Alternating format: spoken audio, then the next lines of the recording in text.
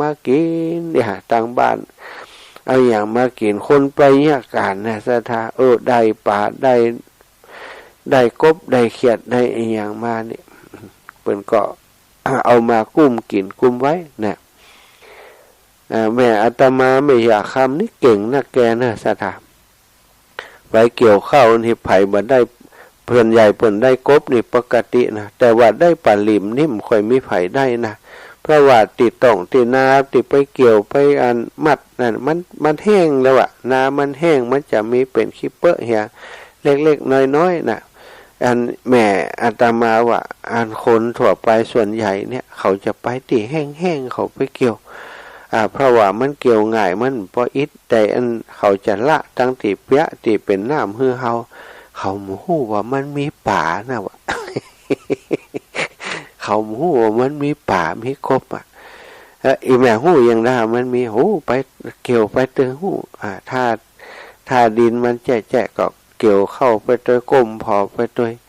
ป่ามันจะเมนหัวออกมาถ้าเขาหันนี่เหมือนกับว่าจระเข้ที่มันโผล่กับหัวมาอาจจะหันหูดังมันว่าโผล่มาหายใจว่าก็เก่งเห็นน่ะเปิ่นจะเอาข้องใส่เน็บอันใส่เอวไปตัวเนอะไปเกี่ยวเข้านี่นะบางแต่ได้มาเปลี่ยน5-6 ตัวด้วยเอามาขังไว้นี่สถาน สมัยก่อนเนี่ยมันอย่างอีแต่นะมันจะว่าไปเสาะว่าหากินตามกาดย่ำเดียวเนาะมันต้องเอาชีวิตหลอดไปวันๆนะกับข้าวกับป่าไปเนี่ยการเนี่ยคนเป็นแม่เป็นหัวหน้าครอบครัวจะดูแลลูกเต้าดูแลครอบครัวนี่เปิ่นต้องทุกอย่างทุกเรื่องเสาะหาข้าวมาให้ลูกกินลูกน้อยอยู่หากบหาเขียดหาปูหาปลาไปตรงไปนามันตึงไทยมาแล้วมันก่อนนะถ้ามีอย่างเหลือแห้งลูกเต้าก็ไปหาป่าตามบวกตามหนองตีอันเปิ่นเรียกว่าหลุมเนาะหลุมที่เปิ่นทำไว้นะหลุมป่าอันบางแต่3 วันเตี่ยก็มีอย่างกินมันก็ได้ แต่สัตว์มันก็แปลกนะป่ามันก็เข้าหลุมดีนะป่าดุกน้อยๆนี่นะป่าดุกป่าลิ้มไปอย่างเนี้ยถ้าอีแม่มีอย่างกินมีอย่างกินไอ้เขาเฮ้ยเฮียได้เนี่ยเดี๋ยวผมไปเสาะกั้มเอาไอ้น่ะไปละเที่ยวน้ำโคเหียโหหาหลุมป่านะแล้วก็เอาถมไว้เหมือนเดิม3-4 วันมีอย่างกินก็แฮมเนาะนี่วิถีชีวิตของคนสมัยก่อนแล้วมันก็หลีกเลี่ยงบ่ได้นะปานาป่าโต่งนี่มันก็ตึงเอาหมดอาสาทาปานาติปาตาเวละมณีปานาบดีฆ่าป่าห้วยมันเป็นอย่างใจนะถึงปานาป่าห้วยนะปานาก็คือการห้ามฆ่าสัตว์ห้ามฆ่าสัตว์ตัดชีวิตมาได้เป็นป่าได้หรอปานาคนละป่า ผู้ใจมันหันว่าไปเลยเนาะผู้ใจว่าปานามันเป็นยังนะเปิดห้ามฆ่าปานานี่โหฆ่าป่าห้วยมันเป็นยังว่าป่าน้ำตาว่าเล่นกันสถาอันนี้ก็เป็นวิถีชีวิตโยมแม่อาตมานี่โจมเดี๋ยวนี้นะ82อย่าง83กะอย่าง83โอ้ยเจ็บหลังนี่กาไอ้ล่ะเจ็บเอวเจ็บแข้งเจ็บขาเนี่ยอันใดยาหมองจากไหนเพื่อนเอายาหมองฮืออาตมาเนี่ยนึกถึงหน้าอีแม่ไปบ้านนี่มันตึงแต่ระยาหมองเขว่ห้องมาเดี๋ยวนี้อาตมาก็ยาหมองเขว่ห้องเหมือนกันนี่ตั้งแต่แขนตกอุบัติเหตุมานี่สถายาหมองยาหนวดต่างๆ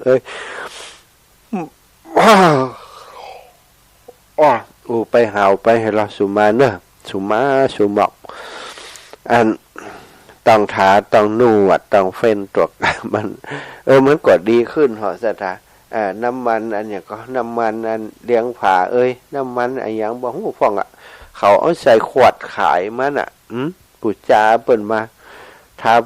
ไปก็อย่างน้ำมันหมูนี่ลังน้ำมันหมูกันเนาะ วันแน่ใจแต่น้ำมันอย่างจังนะถูไปหลุบไปกั้นไปมันก็ดีขึ้นได้หรอกแขนอาตมานี่ทีแรกนึกว่ามันจะเนี่ยการอย่างบัดได้แล้วเนอะบัดเดียวนี้เริ่มจะเนี่ยการให้เปิ่นจ่วยได้พ่องแล้วนะถึงวันนี้เปิ่นก็จ่วยนะ อาตมานี่ฟันไม่เลี่ยมลักอย่างนี้จะใจแขนข้างซ้ายสะดักแต่ตัดไม่ป้อมต้นไม่อย่างต่างๆก็ขวานั่นแหละถนัดขวาก็มเข้าใจว่าเนี่ยอย่างฝึกอย่างอีมา ใจสองข้างนะใจอันมือนี่ถ้าจะฟันไม่ข้างขวาเนี่ยถ้าจะเลี่ยมลักเลี่ยมอย่างต่างๆใจข้างซ้ายเพวะก็เลยบัดเดี๋ยวนี้เวลาจะปอกอันอย่างก็ผ่าไม่นะผ่าไม่กีบไม่อย่างติดแปลงซุ่มนี่นะก็ต้องให้เปิ้นจ่อยพ่องเลาะคอเลาะตาเนี่ยมันต้องใจข้างซ้ายก็เลยเจ็บไปตัวอย่างนั้นซะท่าทายาเหี่ยปันแขนเหี่ยเนี่ยการไปนะเนี่ยการไปมันจำเป็นต้องเนี่ยต้องทำอันอูถึงเรื่องหักขากบตบเขียดอันโยมแม่เพิ่นว่าเจ็บขาเจ็บเอวเจ็บสะปะเจ็บเราแต่เจ็บบอกถูกตุเฮยมันถึงจะพุดจะขาดอีวะอีแม่มันถึงนึกเอาคนเดียวมันมาจากกรรมอย่างที่เขาทำไว้นะเปิ่นถึงว่าไว้แล้วฆ่าสัตว์ตัดชีวิตกะรังแกสัตว์อย่างนี้ จะเจ็บจะปวดเขาเนี่ยเปิ่นยังได้เขาก็จะเจ็บจะปวดอย่างอันนะอีแม่ลองคืดพอกะเขาหักขากบนี่อย่างคนหักขาเขาเนี่ยกบขานี่เปิ่นใจเดินใจกระโดดตัวชิวหายไปเปล่าเขาจับเปิ่นได้นี่เขาหักขาเลยมันก็ยังเดียวกันนะคะถ้าสมมุติว่ายักษ์ตัวหนึ่งมาปะใส่เฮากว่าเฮาหล่นนี่มันหักขาเฮาอีแม่ว่ามันจะเจ็บหมอกได้หักขาแล้วก็บ่สิใจตายเด้อลูกเอาเปิ่นมามัดทับแหมกะมะโอ้มันจะเจ็บหมอกได้บางทีเอาเปิ่นไปขังแหมกว่าเปิ่นจะตายแล้วซะแม่เฮ้ยมันอยู่กับความเจ็บความปวดนั่นซักหมอกใดเนาะเมื่อถ้าจมมันแม่เฮ้ยก็เลี้ยงลูกเลี้ยงเต้านะกะย้อนลูกย้อนเต้า เห็นว่าจะย้อนอย่างกระจังเตอะเนาะกรรมมันจะว่าย้อนอย่างลูกกรรมมันจะว่าอันคนนี้เอาไปเลี้ยงลูกเลี้ยงเต้าไม่เป็นไรไม่แย่อย่างให้มันอีหรอมันจะว่าอย่างอันโลมันต้องโดนตามนั่นเนาะกรรมภัยกรรมมันล่ะเนาะไปอ้างคนอื่นได้อ้างขอบครัวอ้างลูกอ้างเต้าได้ซะจ้ะเนาะเฮาอ้างได้กะชอบทำกะคนเฮานี่ก็แต่นะถ้ามีเปิ่นกรรมได้กินเนี่ยแต่ว่าเปิ่นได้ทำพิษทำกรรมไว้ก็ต้องชดใช้โดยตัวเองมันถึงเวลามันก็ยังหวานนะซะจ้ะเจ็บปวดขึ้นมามันก็นึกถึงกรรมที่เฮาทำมาก่อนหน้ากว่าท่านอาสดาประกอบกับที่เปิ้นถึงเรื่องนรกเรื่องสวรรค์เนี่ยนรกเนี่ยคนปานาติบาตเนี่ยศรัทธาญาติโยมเกิดเป็นมนุษย์ก็เป็นคนขี้โลกนะพ้นจากแล้วนะใจกรรมใจวิบากในนรกมาแล้วนี่เกิดเป็นสัตว์เป็นสิ่งหิ่งห้อยโดนเปิ้นปุ๊บเปิ้นตีเปิ้นฆ่าบ่ฮู้กี่เตื้อก็จะได้มาเกิดเป็นคนเนี่ยพอมาเกิดเป็นคนก็จะเป็นคนที่อายุบ่ค่อยยืนเป็นคนที่ขี้โลกเป็นคนไอ้ยังต่างๆเนี่ยสิ่งบ่เกิดก็มาเกิดกับเฮามันก็แปลกโลกนี้มันทำไมถึงเกิดกับเขาสัตว์จะหันคนที่เกิดมาบางคนเนาะพิการบางคนแบบพิการนะแต่เป็นคนปกตินี่แต่ว่าโลกผิวหนังโลกไอ้ยังเนี่ยสัตว์คนที่ลกไก่นี่เนาะไก่มันตาย เอาน้ำลวกเพิ่นล่ะว่าคนที่ฆ่าหมูแล้วเนาะซะดาเนาะโรคผิวหนังสะเก็ดเงินอย่างพวกนี้นะมันก็จะมาจากสาเหตุหลายอย่างหลายประการบางคนกรรมพันธุ์เป็นนะญาติพี่น้องไม่ใครเป็นตัวเองเป็นอยู่คนเดียวเป็นโรคสะเก็ดเงินรักษาก็บ่หายบางคนเป็นคนหล่ำคนรวยแต่ศรัทธาญาติโยมเป็นโรคพวกนี้นี่แสดงว่าบุพกรรมเก่าที่เพิ่นสร้างเพิ่นทำไว้มีผลส่งผลมาหาเพิ่นนะอีพ่ออีแม่ทั้งหลายกรรมคนเฮาทำไว้อย่างใดข้อที่1ปานานี่1อายุสั้นนะ อายุสั้นผิวพรรณบ่สวยผิวพรรณบ่งามขี้โรคขี้แอเนี่ยเป็นโรคภัยไข้เจ็บอยู่หันนะเดี๋ยวโรคนั่นมาเดี๋ยวโรคนี่ไปโรคนั่นไปโรคนี่มานะสุขภาพบ่สมบูรณ์แข็งแรงไปไหนด้วยเปิ่นก็มได้บางคนก็ถึงครับร่างกายพิกลพิการไปก็มีสถาอันนี้คือกรรมที่สร้างที่ทำไว้เฮาบ่ฮู้เนาะจัดก่อนจัดได้เฮาบ่ฮู้เฮาเป็นหมอหยังมันทำไอ้หยังไว้เนี่ยพอมาเกิดเป็นหมอนี้จัดนี้นี่มาตกที่เฮาจัดนี้โอ้มันเป็นกรรมหยังกูก็บ่ฮู้เพราะคนเฮาเวียนว่ายตายเกิดมันเป็นสิ่งที่น่ากว่าสถากรรมสิ่งที่เฮากระทำไว้แล้ววิบากส่งผลให้ได้รับอยู่ปัจจุบันนี้กรรมที่เฮาผิดศีลข้อที่หนึ่งข้อที่หนึ่งนี้ก็อย่างที่บอกไปโอ้ผิวพรรณวรรณะต่างๆมนมองอายุสั้นขี้โรคขี้ภัยขี้แอต่างๆมันบ่มีอย่างจะมาช่วยเฮาได้บ่มีแต่บุญเท่านั้นที่เฮาจะต้องสร้างต้องทำเพิ่นก็เปรียบไว้เหมือนครับว่าเอาน้ำแก้วของเฮามันเป็นสีดำเนี่ยอย่างไรจะให้มันใสมันงามเหมือนเดิมเอามาใช้ประโยชน์ได้ก็ต้องหาน้ำเย็นน้ำใสน้ำสะอาดเติมไปเติมไปเติมไปเติมไปเติมเอาน้ำสีดำมันออกเติมไปสีดำก็ลดลงเติมไปสีดำก็ลดลงกรรมเวรกรรมบาปกรรมที่เฮาสร้างได้ทำไว้ก็เหมือนกันสถากรรมจะจัดปางใดก็แล้วแต่ถ้าเฮาสร้างความดีไว้นักจัดนี้มีเมตตามีกรุณามีมุทิตามีอุเบกขามีพรหมวิหารธรรมเป็นคนใจดีใจงามอบอ้อมอารีนี่มันก็มีส่วนทำให้กรรมเก่าของเฮาหายไปอาตมาเคยเจอครูบาอาจารย์รูปหนึ่งตอนเป็นฆราวาสเปิ้นบอกว่าเปิ้นเป็นขี้กากขี้เสี้ยนเป็นอย่างสะเก็ดเงินเนี่ยกับสตาคือเอามือลูบหัวนี่มันตึงตกลงมาเหมือนขี้ฝุ่นเหมือนกับอันนั้นวะเหมือนกับอันหิมะหลวงวะ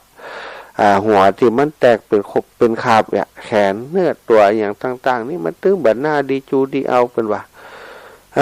แล้วก็เปิ่นเป็นวิบากอย่างใดบอกว่าครอบครัวกลมฮักเปิ่นได้ซะนะครอบครัวบ่ฮักเปิ่นเวลาอันเปิ่นคัดขี้ไข่คือนี่ให้ว่าสถานเลือดมันตึงรู้เปิ่นอันเลือดมันตึงเต็มตัวเลือดอันหัวนี่เปิ่นขูดหัวฮื้อเอาอันขี้ขากขี้เสี้ยนอย่างพวกนั้นออกนั่นนะผิวหนังน่ะที่มันแตกมันตายเนี่ยออกให้ถูกข้างวะแล้วก็เปิ่นไข่ป้นวิบากนี่ไปหันอันคนบวชก็ว่าถ้าเฮาบวชเนี่ยครอบครัวพ่อแม่คมจะจังคมได้รังแกเฮาหำละวะหันเปิ่นบวชขอบวชซะท่าเปิ่นก็ช่ำดีใจฮือไปบวชพอไปบวชสถาโกนผมทั้งบวชเข้าไปนี่โกนผมบาดเจ็บเหมือนกับที่อันแม่เปิ่นยะฮือปอเปิ่นยะฮือตอนที่เปิ่นเป็นน้องน้อยเป็นละอ่อนนั่นน่ะโกนผมบวชบ่ได้เจ็บได้ไหมอย่างว่าตั้งแต่พอบวชเข้าไปนี่อันที่เป็นอยู่นั้นมันหายว่าสถาหายไปจนมีปัจจุบันนี้ก็มีวิแววเลยอันนี้ก็คงจะเป็นวิบากกรรมที่ขำขาลาวีมาเนาะสถาขำขาลาวีมาคือเปิ่นได้รับวิบากกรรมพอเปิ่นมาทำบุญใหญ่ตั้งใจบวชอย่างนี้ก็ทำให้มันหายไปแล้วก็ตนนี้บัดธรรมดาเนี่ยสถาแกะสลักบะหินเป็นก้อนใหญ่ๆนี่แกะเป็นพระพุทธรูปอยู่ในถ้ำบัดต้องโฆษณาอยู่ในถ้ำ6-7 ปีอยู่ในถ้ำออกมาสุขภาพก็แย่เหมือนกันนะอยู่ในถ้ำเพราะมันไปสูดกลิ่นอย่างสปะเนาะที่อยู่ในถ้ำเนี่ยความอับความชื้นกรรมฐานสารเคมีต่างๆที่มันมีอยู่ในความชื้นนั้นเป็นโรคปอดเป็นอย่างมากเหมือนกันท่านอาจารย์อันนี้คือสิ่งที่บางเทื่อการทำบุญต่อบุญเติมบุญไปมันก็จะลดทอนส่วนที่มันเป็น เป็นกรรมเป็นวิบากเก่าของเฮามาแต่ว่ามันจะหายไปมากน้อยก็อยู่ที่บุญเฮามากน้อยเท่าใดเหมือนกันแต่ทำบุญทุกครั้งต้องอุทิศแผ่ผายไปให้กับเจ้ากรรมนายเวรอะไรอย่างต่างๆที่เฮาเคยกระทำย่ำยีเปิ่นมาก่อนเนาะสถาเรื่องศีลเรื่องนรกที่ท่านอาจารย์เสน่ห์กาลงไว้ตะวานะก็ขนคิงลูกเปิ่นไปปะใส่คนที่หู้จักไปปะใส่คนพิษศีลพิษธรรมต่างๆเนี่ยอันนี้เนาะสถาติพระพุทธเจ้าพระองค์มีญาณวิเศษล่วงรู้อดีตของสรรพสัตว์ทั้งหลายล่วงรู้อดีตล่วงรู้กรรมของสรรพสัตว์ทั้งหลายทำกรรมสร้างกรรมอย่างมาน่ะพระองค์หันมีดวงตาหันมดหันนรกหันสวรรค์หันสิ่งที่ทำให้ไปสู่นรกหันสิ่งที่ทำให้ไปสู่สวรรค์จึงมาตรัสมาบอกมากล่าวว่าท่านทั้งหลายกรรมบดีบางงามกรรมชั่วทั้งหลายจะไปทำฮือยืนอยู่ในหลักศีลห้านี้ฮือได้จะไปละเมิดอย่าไปละเมิดแม้แต่ข้อเดียวรักษาให้ดีถ้ารักษาให้ดีนี่ท่านมีสวรรค์ไปเบื้องหน้าแต่ถ้ารักษาบดีพิษอยู่อย่างนั้นพิษอยู่ล่ำไปบักแก้บักไขตัวเก่าก็มีหวังต้องตกนรกมกไหมแน่เพื่อนหันมาแล้วสะดาอย่างคนติดรับตายรับไปฝันไปตายไปแล้วก็ฟื้นมานี่มาเล่ามาให้ฟังยังมีต่อแหมน้อยเนื้อภาคสองก็เดียวเอาชั่วโมงต่อไปช่วงภาคสองนี้จะเล่าเรื่องอันนั้นคนตินครสวรรค์ความจริงเล่าแล้วเตือนนะคนนี้บัดเจียอย่างสักอย่างถวายเข้ากับป่าวัดมันจะได้กินยังป่อแม่จะได้กินได้กับทุกเจ้าวันอยู่หันเนี่ย เอาไปเอามาเพียตายมาเป็นอย่างใดเดี๋ยวให้ฟังเนาะศรัทธาตอนนี้ตี3:45 นาทีละปันใจให้กันแปลงใจให้กันเพื่อจะมีคนโทรมามาจ๋าอันอีแม่ก็มีประสบการณ์นะตายแล้วลืมบางคนที่เปิ่นตายแล้วฟื้นนี่เปิ่นมาเล่าให้ฟังอย่างนี้กันได้นะ0808844173โทรมากันได้0808844173วันนี้บัดได้เปิด Facebook นะสถาบางห้องก็จะดูทาง Facebook นะเอาเดี๋ยวเปิดให้เห็นหน่อยก็ได้วันนี้อากาศมันเย็นมันหนาวนะบัดตันตะเกียเข้ามาก็เข้าเลยเสียงบัดดังกะไปทางใดกะโทรเปิดสายแล้วมีไฟโทรนี่ออกมาแล้วลูกมาแล้วแม่กรกมลโยมแม่นมัสการค่ะลืมได้แล้วเหรอคะอะไรนะลืมได้แล้วเหรอคะได้แล้ว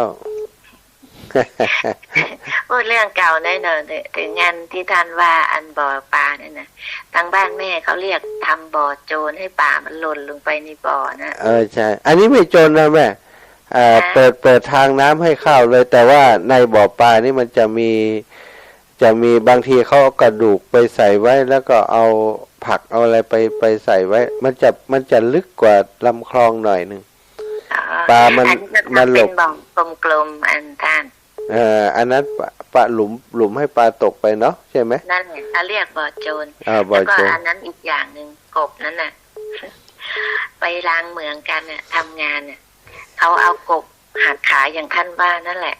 แล้วทีนี้เขาก็มัดติดกันก็ได้หลายตัวเนาะมันก็ไปแอบลักปล่อยของเขาก็ด่าลักปล่อยมันก็ไม่รอดหรอกแม่เพราะโดนหักขาน่ะบางตัวมันก็ไม่โดนน่ะมันไปไม่ได้ตัวมันไปได้ไงตัวมันใหญ่ท่านล้างเหมืองในเมืองเขาก็ด่าไม่ช่างเขาด่าไม่ได้ไม่ก็ขัดลาบปากเขาเหรอขัดลาบปากเขาแต่นั้นเนี่ยเพราะว่าไม่ทำไงก็เลยลักปล่อยเขาก็ด่าช่างเขาเหนื่อยเขาก็หยุดเขาบอกแต่เนี่ยอัน ความที่เป็นแม่เนาะ ใช่ ยังไง ใช่ ก็ต้องทำให้ลูกได้กินก่อน ใช่ แต่ทุกวันถ้าแม่เขาสวดมนต์แม่ก็จะแผ่เมตตาให้เขาแม่ก็จะบอกว่าเจ้ากรรมในายเวรที่เราเคยทำมา ไม่รู้ตั้งชาติแล้วชาติไหน ชาติไหนๆก็ช่าง อืม ขอให้หมดเวรหมดกรรม ขอให้บุญที่ทำเนี่ยเพิ่นมาอนุโมทนาให้ด้วย อื จ้ะ มจ้ะ จ้ะ อืม เขามาเป็นกำลังใจให้ท่านนะแล้วก็ตลกดิ ตลกดีนะ ฮะ ตลกดีนะตลกดิจ้าเป็นกำลังใจให้ท่านดูแลรักษาสุขภาพด้วยนะ อากาศเย็นมาก จ้ะวันนี้ใส่เสื้ออุ่นละ ค่ะดูแล้วค่ะ อืม พูดไปหาวไปเนาะท่านเนาะ โอ้แม่4 ทุ่มกว่าเนี่ยแล้วก็ยืนทั้งวันเนี่ยเป็น10 กว่าชั่วโมงมั้งวันนี้ แม่จะดูก่อนนะที่ไปถ้าไปได้มันก็จะไปนะท่าน ไปมาคิดถึง ก็ต้อง จ้ะ โอ้ยไม่เห็นท่านทุกนัดนั่นแหละ ที่ออกอากาศเนี่ยแม่ไม่โทรมาได้ เอออั อันนี้พูดถึงเรื่องเก่าเรื่องหลัง เรื่องแม่ท่านเนี่ยค่ะ อืม บอกลำบากเนาะ คน นี่ก็ ลำ ส บาก บายแล้ว สบายแล้วสบายแต่ว่าสบายตอนที่สุขภาพเจ็บปวดไง ก็ของใครของมันอย่าง จ้า ท่านว่า จ้า เป็นกำลังใจให้ท่านค่ะดูแล สา รัก ธุ ษา ค่ะแม่สาธุจ้าน มัสการ เจริญพรแม่สำลิดแม่สำลิดพี่น้องนาบะเขียว ไปกราบเจ้าแม่ฟังเน้อ ฟังอยู่เน้อฟังอยู่เมืองน่านเน้อเมืองน่านฟังกันหลายก็จ้า ก็พังหลายแต่เขาบทโอ้เนี่ย เขามาโทร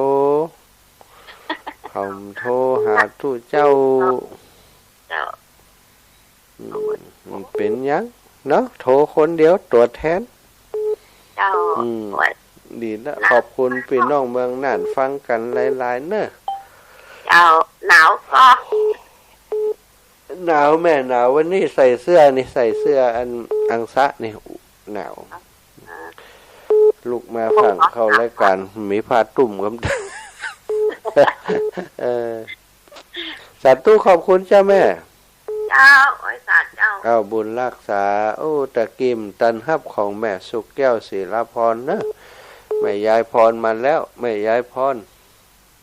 มาสการเจ้าฮะ จะเลิญพรคุณยายพร ยังหาวจีฮะ หาวติ๊กๆอะใครรับอ่ะฮะ รับ ก่อนรับไม่รับอย่างใดอ่ะรับยั่งเลยบ่ปิดรายการเลยบ่รับแล้วก็มานี่ก็ได้ เอา โอ้เอาเขา กับยายพรเนี่ยย้อนยายพรเนี่ยถ้ายายพรมันโทรก็รับได้กับนี่ยายพรโทรเนี่ยยายพรนี่กวนใจตาขอบคุณยายพรเนอะคนนี้มารับมานอนเนอะชะตาเหยยายพรนี่นะรายการใดรายการด้านฟังทุกรายการสาธุยาย ก็หาการมันมันรับ เอาสาธุปั่นคนอื่นเนาะ เจ้า เอาสาธุเอาแม่สุกแก้วศิลาพร เจ้ากลับไปสาเนอะเจ้า ท่านพระมหาเจ้า แม่ชุกแก้วศรีลาพรศรีตี้บ้านหงหลับปุนเด้อ เจ้าแม่ ตามมาตมรัดเจ้าแล้วเด้อเจ้า แต่ว่าแม่สุกแก้วโอนปัจจัยไปจ้อยเลี้ยงคนติ๋วโดยฮั่นแล้วเด้อโทรหาคุณหมอแยกการ โอ้เจ้าแม่เงาเนี่ยกันเนี่ยอย่างตะวะ ฮะ เป็นเนี่ยอย่างตะวะ แต่ว่าเอาแป่งต๊อบแป่งแต้ปดเตาข้ามเตาแซ็ตเตาซอสท่านน่ะ พอข้ามพอแรงกับมันยังอ่ะเจ้า หันแต่ตอนแรงครับ แม่โอนปัจจัยไป100ไปเลี้ยงโรงทานก๋วยเตี๋ยวโดยเด้อ เจ้าแม่ เจ้า แม่โทรหาค่ะแม่ว่า เป็นเมาทำงาน ทำงานตะวานี่ เจ้าเต็งแต่จนพอมีเวลาพักเนาะเจ้าเนาะ นั่นแหละคนมันน้อยมันจังอย่างใดแม่เฮ้ย ถ้างานพอแล้วเมื่อใดก็เขาอย่าได้ จบมาอ้อนได้แล้วมาอ้อนนะเจ้ามันถึงได้เนี่ยจับเนี่ยแต่ป้ายบุญรักษาเด้อ สาธุขอบคุณโยมแม่เนอะ ขอบุญปกปักฮักจ๋าเทวดาคุ้มครองเอาแม่พ่อตังเพชรตังนี่หลายสูตรมานะโอ้แม่ว่าเอ้ยถ้ามาหากับเปิ้นหมดเปิ้นได้พักได้พรงานเขาเลี้ยงมาได้ให้ได้หยังมาอ่อนนะเจ้า สาธุสาธุ เจ้ากลับไว้สาธุเด้อเจ้าเด้อ เจ้าแม่ จ้า เจริญพรพี่น้องเมืองฝาง เจ้าอีแม่มารับแต่ละวันแม่ก็หาตื่นเนี่ย เพิ่นเล่าควันได้ยินกะกี้ฮะ ได้ยินเอากันมาได้ โอ้บอกบอกแต่ เด็ เนาะ กด ใจดำมันเคยหันคำเตือนก่อนนะใจดำใจแดงก้า ำที่ดำนะ ใจแดง เอา ใจ ควัน แด ไป ง แล้วก็บอก ใจแดงปะลึงอ่ะ จะได้หมวกที่ไหนมาล่ะท่าน ฮะ ท่านนั้นไปขายห้าครั แต่ บ เนี่ยงาม เป็น นะ เพิ่งแบบเนี่ย ไหนหมวกกะ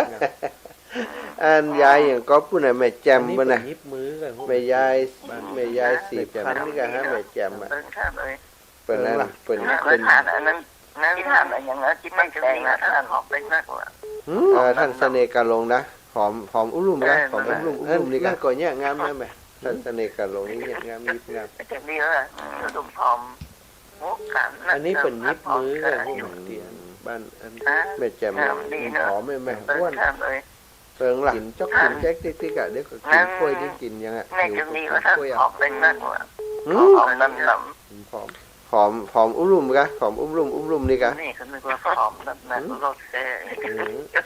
ทำ ดี งา เลยก็ดุมพร้อม ได้พูดจะ มุ ได้ ก เดิน กัน เลย นักการพักผ่อนก็อยู่ สาธุนะแม่นะหอมแม่อ้วน กินจอกกินแจ๊กติ๊กๆอ่ะเดี๋ยวก็กินกล้วยที่กินยังอ่ะ จะ หิวก็กิน เอ้าก ล้วยอ่ะ เจริญ ภาวะความเคารพตัวลุง อากาศเย็นเนอะจอนเนอะ โอ้เย็นมากครับตัวลุงครับ หายไปไหนงวดเนี่ยไปงานเนอะกลัว อืม ไปงานเนาะ ครับผม หายเงียบไปเลย เด้ แต่ อ พอเมื่อวานนี้อาจารย์อะไรมหาอะไรนั่นก็มาเราสองเที่ยวมั้งมาแทน จาม าร แทนไม่มีคนแสดง จานเสน่ห์การหลงเนาะ มาตรการนี่มาตรการครับ ครับผมขอบคุณครับตัวลุงครับเจริญปอนปีน้องบ้านดำดิน เจ้าสาธุเจ้า บ้านดินดำวันที่26ปะกันแน่นอน เจ้าละกันแน่นอน วันนี้จะไปแสกนะวันนี้ ไปไหนฮะ วันเที่ยวนี่จะไปรถได้สารแต่ ไปแปลกกะ รถได้สาร คุณหมอป้าหมอกันจะมาน่ะได้อ้วกันกะว่าได้ กะบางหูน้าโมตั้งแต่สอนนะ แต่มาได้มารถโดยสารก็ได้ มั มาถึงเพจก็มีคนเยอะแยะที่ขากลับกับกลับที่เขา รถตู้กับมาเสี่ยงนะกะ จะไหมขากลับ15 คนก่อนอีก ขากลับกับไปที่เขาก็ได้ไหมกับคนตั้งบ้านเขามีไปเลย แล้วก็เงียบไม่จะน่ากะท่านคุณหมอเป็นจะไปรถส่วนตัวเป็นก้าแหละ กำแน่ใจนำป้านะ เป็นคงจำปัจจัยหมุนี่สมัครเพราะว่ารถโดยสารเต็มแน่ อ๋อเจ้าไหม เจ้า สาธุนะแม่นะ เจ้าเดี๋ยวป้ากันนั่นเนาะ เจ้าสาธุจ้า เจ้าสาธุเจ้า เจริญปอน ครับนมัสการครับ ครับผม ตุลุงฝากประกาศที่ผมฝากประกาศแต่ว่ากำเนอะครับ อ๋อประกาศนั่นไฟป่าเนาะ ครับ วาดเลย วันที่1 ถึง 1 มกราถึง 15 พฤษภาครับ100 วันพอดีเนาะงดเผาครับทุกชนิดนะครับที่ลงแจ้งนะครับ 1 มกราถึงพฤษภาเนาะหลังเมษา 15 พฤษภาครับ 15 พฤษภา ครับ 100 วัน ครับ ผ่านเหตุห้ามเผาไปเผาโดนจับแน่เนาะเที่ยวนี้เนาะ ครับโดนจับโดนเป่าผับโดนจับโดน โดนจับโดนติดคุกก่อน ครับตีคู่ครับ โอ้ตายไปเผากันถ้าอินดูปอดอ่ะ เนาะ ครับแม่นแม่นครับแม่น ลูกหลานเป็นวัดเป็นไอ้คนเฒ่าคนแก่บางทีพอตายย้อนนะควันนี่นะครับ มันจะเป็นอย่างนั้นนะครับ เขานี่ก็กึดอยากเขากึดอยากให้ถึงหน้าแรงนะเพราะกึดอยากเรื่องเนี้ย แม่นครับ หน้าแรงตึ้งบ่เคยอยู่อันประเทศไทยอ่ะแต่มิติไปไหน โอ้ อะ อยู่อินทนนท์ม่วนครับ ฮะม่วนกัน อินทนนท์ม่วนครับบ่ เอ มี อ อากาศเย็นตลอดครับ อันนี้ตัวอยู่อินทนนท์ท่านเนาะ อ๋อผมอยู่ตลอดนะครับ อ๋อได้หรอเนาะโอเคขอบคุณเด้อขอบ ครับ คุณ ครับ ขอบ การที่ คุณ บินบัตกับป้ากันอยู่รถจุด ปากันแล้วก็มีอย่างก็บอกกะถ้าโทรมาหาบ่อยๆก็โทรมาย้ำเรื่องนี้เนอะ ครับผม ได้ข่าวคนโดนยับเรื่องเผาปลาที่ไหนก็โทรมาบอก ครับครับค สา รับ ธุครับสาธุค ค รั รั บบ ผมขอบคุณครับ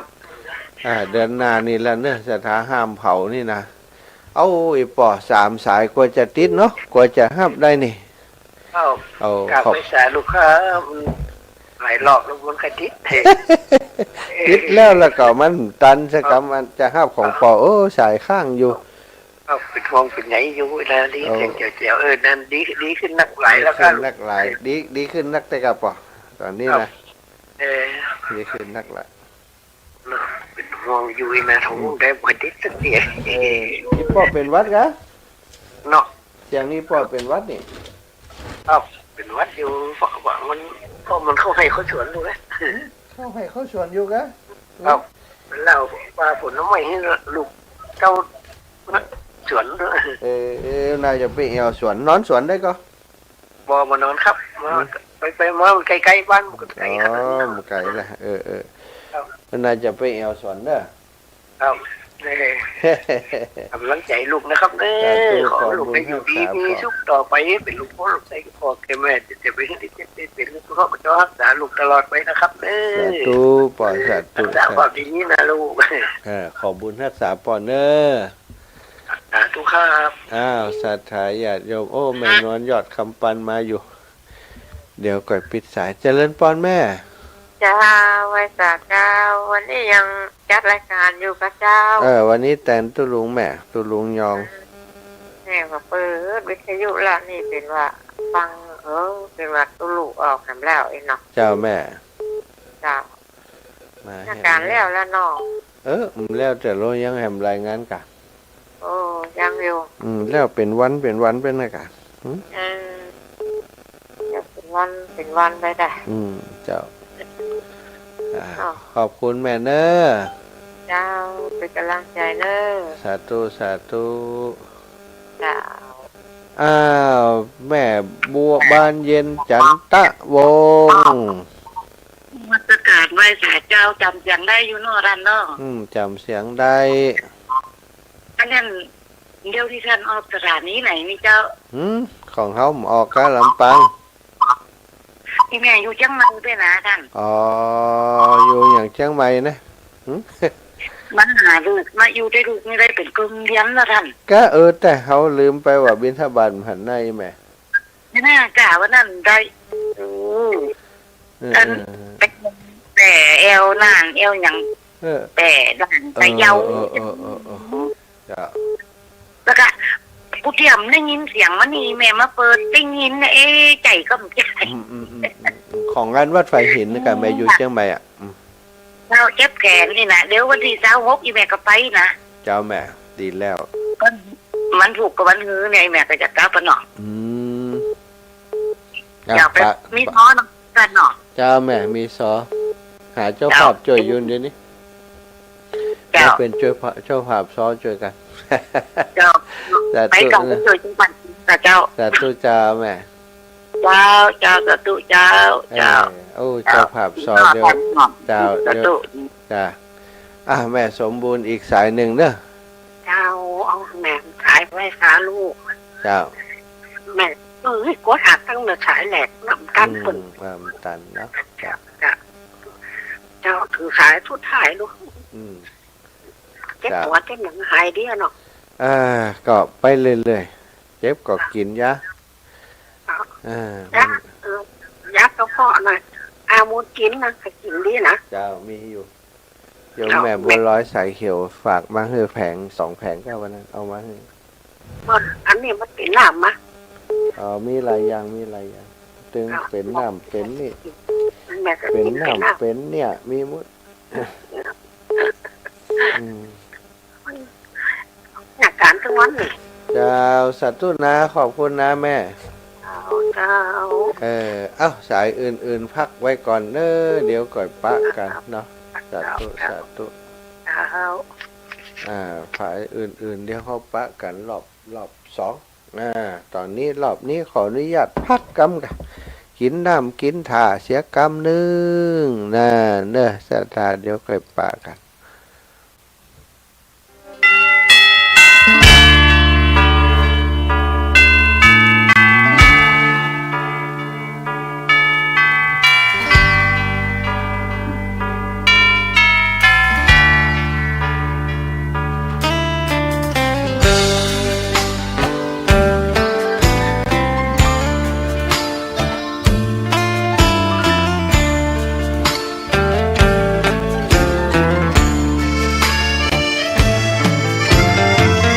เชิญชวนทุกท่านเข้าวัดเข้าวา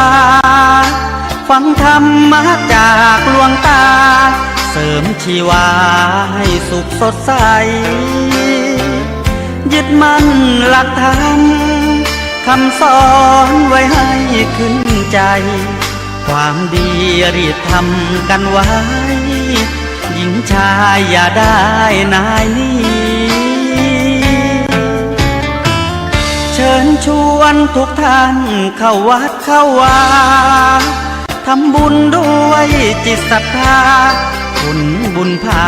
ให้เราสุขีจะทำการใด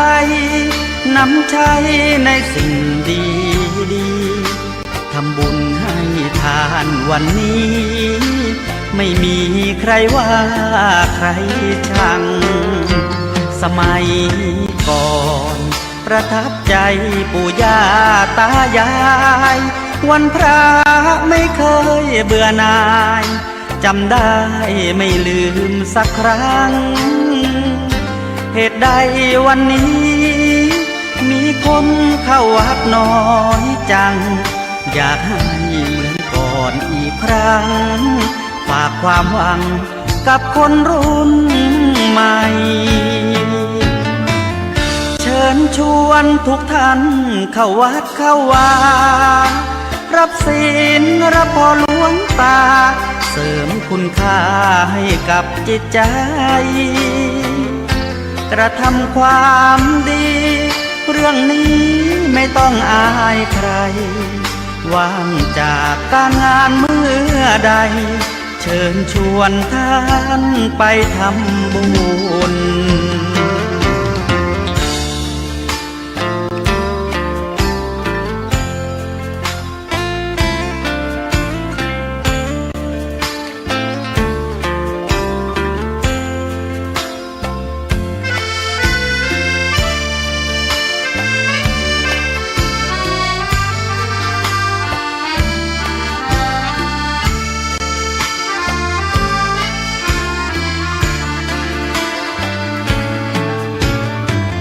เชิญชวนทุกท่าน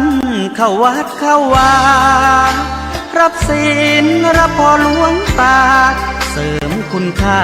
ให้กับจิตใจกระทำความดีเรื่องนี้ไม่ต้องอายใครว่างจากการงานเมื่อใดเชิญชวนท่านไปทำบุญกระทำความดีเรื่องนี้ไม่ต้องอายใครฝากเพลงเชิญชวนหญิงชาย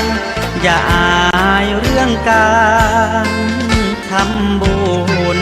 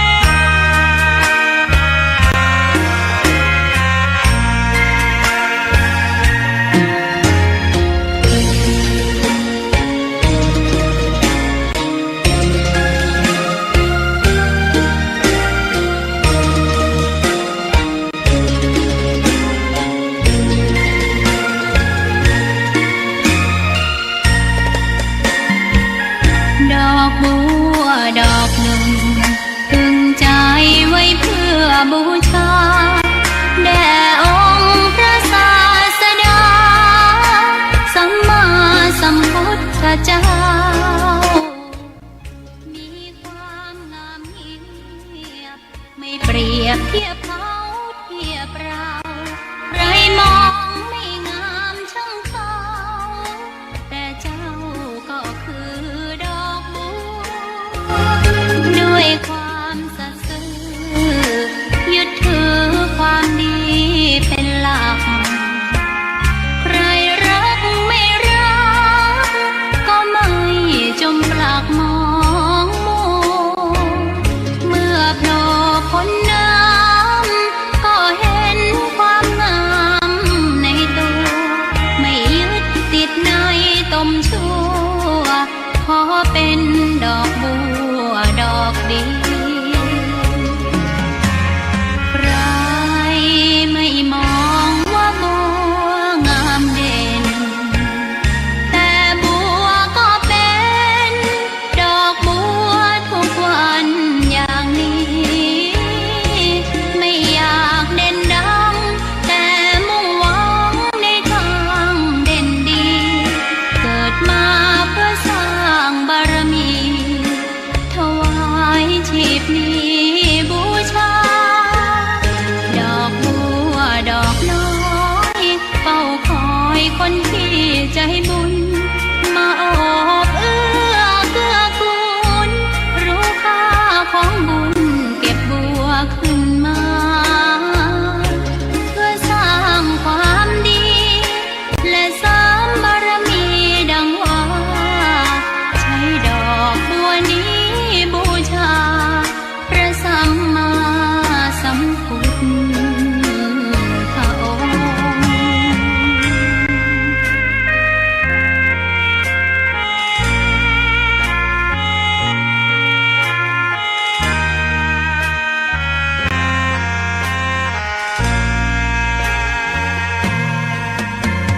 ใครไม่มองว่าบัวงามเด่นแต่บัวก็เป็นดอกบัวทุกวันอย่างนี้ไม่อยากเด่นดังแต่มุ่งหวังในทางเด่นดีเกิดมาเพื่อสร้างบารมีถวายชีพนี้บูชา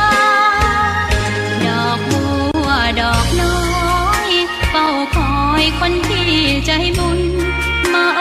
บเอื้อเกื้อกูลรู้ค่าของบุญเก็บบัวขึ้นมาเพื่อสร้างความดีและเสริมบารมีดังว่าใช้ดอกบัวนี้บูชาพระสัมมาสัมพุทธองค์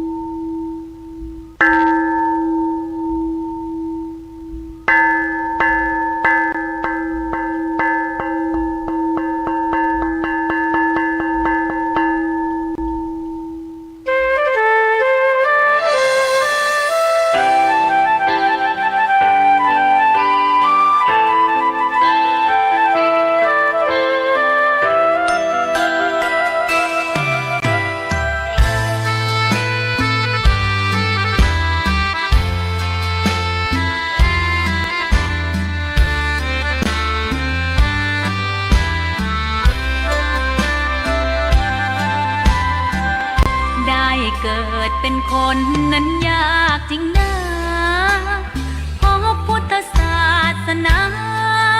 ยิ่งแสนยากเย็นคนไทยโชคดีที่สุดแล้วมีแก้ว3 ดวงงามเด่น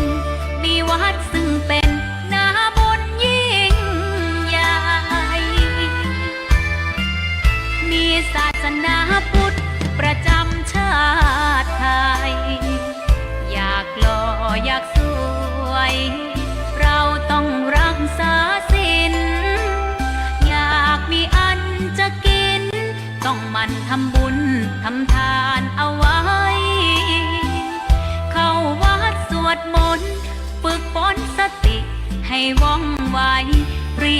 ำตอนที่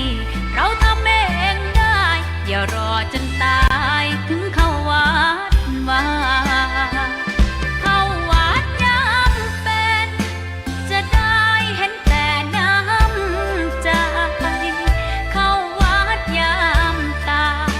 จะได้เห็นแต่น้ำตาก่อนจะสายเกินขอเชิญมาใช้ชีวิตให้คุ้มค่าเจริญทานศีลภาวนาสั่งสมบารมีไว้ทำบุญตอนที่ยังมีชีวิตย่อมดีกว่ารอ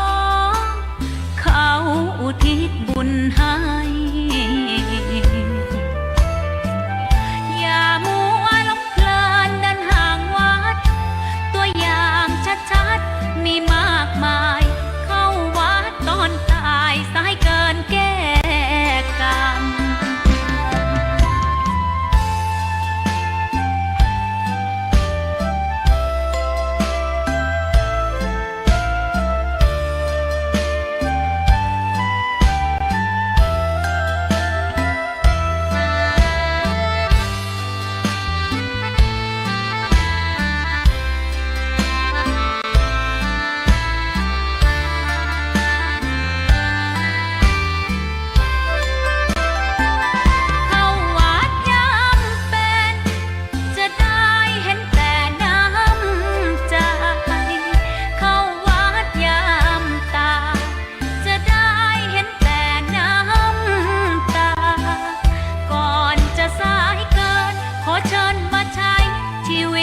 คุ้มค่า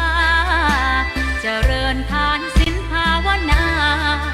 สั่งสมบารมีไว้ทำบุญตอนที่ยังมีชีวิตย่อมดีกว่ารอเขาอุทิศบุญให้อย่ามัวหลงเพลินเดินห่างวัดตัวอย่างชัดๆมีมากมายเข้าวัดตอนตายสายเกินแก้กรรมเข้าวัดยามเป็นผลบุญหนุนนำเข้าวัดยามเป็นจะได้เห็นแต่น้ำใจเข้าวัดยามตายจะได้เห็นแต่น้ำตา เปิดเพลงให้ฟังหลายเพลง3 เพลงเนาะ3 เพลงชวนทำบุญมีชีวิตอยู่ทำบุญสั่งสมบุญกันเอาไว้เพลงดอกบัวจิตอาสามีความเสียสละทำไปคุณงามความดีสั่งสมอบรมไปภัยจากหันบ่สำคัญทำเพื่อปูจาคุณพระพุทธเจ้าปูจาไปแล้วเฮาก็ได้ส่วนที่เฮาบูชาคนที่ควรบูชาเนาะทำคุณงามความดีดอกบัวติใจบูชาคุณพระพุทธเจ้าก็คือคุณงามความดีที่เฮาสร้างสมอบรมถึงมันบ่สวยงามเหมือนดอกบัวของคนอื่นแต่ว่าจิตใจบริสุทธิ์กับปออีกเพลงหนึ่งเพลงเข้าวัดยามเป็นดีกว่าเข้าวัดยามตายเข้าวัดยามตายเข้าไปทำพิธีศพเนาะศรัทธาญาติโยมไปสวดศพไปบำเพ็ญกุศลเนื่องในงานศพนั่นอันนั้นนี่ได้ประโยชน์ก็บ่ได้ประโยชน์ในอย่างแล้วนะไปบ่ได้ประโยชน์อย่างสำหรับเฮาสักอย่างละนะมีแต่สรีระร่างกายบ่มีลมหายใจแต่ว่าเป็นการประกอบพิธีทางศาสนาธรรมดาส่วนเข้าวัดยามเป็นนั้นนะเฮาได้ไปสร้างบุญสร้างกุศลบ่ใจเข้าไปมันได้นะเข้าไปแล้วออกมา บ่ได้อย่างสักอย่างอย่างน้อยก็ไปได้ฮื้อทานอย่างน้อยก็ไปพบครูบาอาจารย์สนทนาธรรมรับศีลรับพรอย่างน้อยก็เข้าไปเพื่อเจริญสตินะเจริญภาวนาเข้าไปกราบ สารูปปิมปราพระสัมมาสัมพุทธเจ้าในโบสถ์ในวิหารโอ้หน้าตาอิ่มเอิบอิ่มบุญมองทอดลงต่ำอยู่ในอาการสำรวมเป็นผู้ประมาทหน้าตาอิ่มเอิบไปด้วยความเมตตาที่แผ่ซ่านออกมาหันพระพุทธรูปน้อมระลึกใจไปถึงพระพุทธเจ้านึกถึงว่าพระองค์ทรงมีความเมตตาต่อสรรพสัตว์ประกาศศาสนาเอาธรรมคำสอนที่พระองค์ได้ตรัสรู้มาเที่ยวบอกเที่ยวสอนสร้างศาสนาให้อย่างยืนมาถึงหมู่เฮาโดยแบบแผนประเพณีติดีงามกราบไปก็นึกถึงคุณพระองค์ไปเข้าไปในวัดไปหันพระประธานนึกได้จริยาวัดของพระพุทธเจ้าหน้าตาต่างๆที่เปิ้นปั้นเปิ้นทำออกมานี่สถาบ่งบอกถึงลักษณะมหาบุรุษของความเป็นพระพุทธเจ้าเฮาหันก่อนหน้ามันจึงอยากกราบอยากสาเนาะสถามวยผมของพระองค์เป็นขอดเป็นเกล็ดห้อยปัญหาต่างๆมากมายพระองค์สามารถต่อสู้ฟันฝ่ามาได้ก้าวข้ามปัญหาทั้งหมดทั้งปวงเสียได้ยอดแหลมแต่งขึ้นกลางหอยมวยผมนั้นทำไมถึงเป็นยอดแหลมทำไมแบบมวยผมอย่างทั่วไปยอดแหลมนั้นเป็นสัญลักษณ์ของปัญญาพระองค์ทรงมีพระปัญญาที่คุณพระบริสุทธิ์ที่คุณขึ้นไปอยู่ทางบนพ้นออกไปจากปัญหาต่างๆของโลกวัฏจักรวัฏสงสาร